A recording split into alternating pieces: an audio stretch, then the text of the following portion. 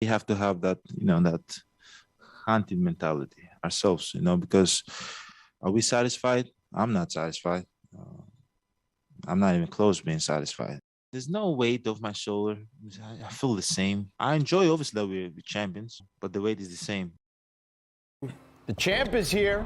Welcome back to The Jump. I'm George Sedano here with Kendrick Perkins and Worldwide Momo. Ooh. And that was Giannis at Media Day talking about not being satisfied, obviously, after winning an NBA championship. It's been a little over 2 months since Giannis and the Bucks won the title, but for some reason, no one is talking about their chances to repeat here. So Giannis says he still wants that chip on his shoulder, and he doesn't care about trophies necessarily, but he wants to get better and win. So, Perk, I'll start with you. Are people sleeping on the Bucks?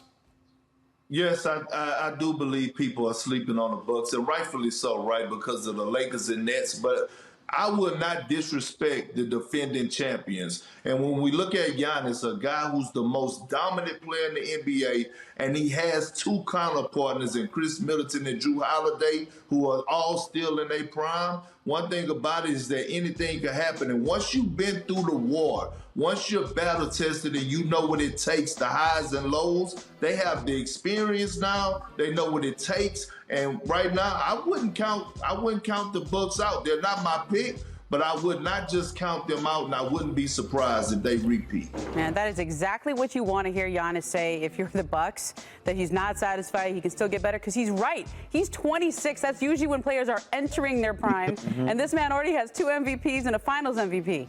I mean, he can still get better. He can work on his back-to-the-basket game. He can work on his free throw shooting. And he's so good.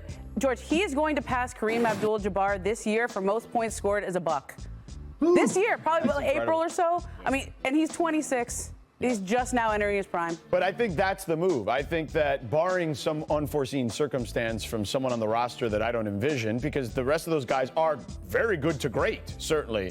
But he is all-time great, and he still can elevate his game, so they can continue to be in that mix if he continues to ascend, as he points out that he says he wants to. So, thanks for watching ESPN on YouTube. For live streaming sports and premium content, subscribe to ESPN+.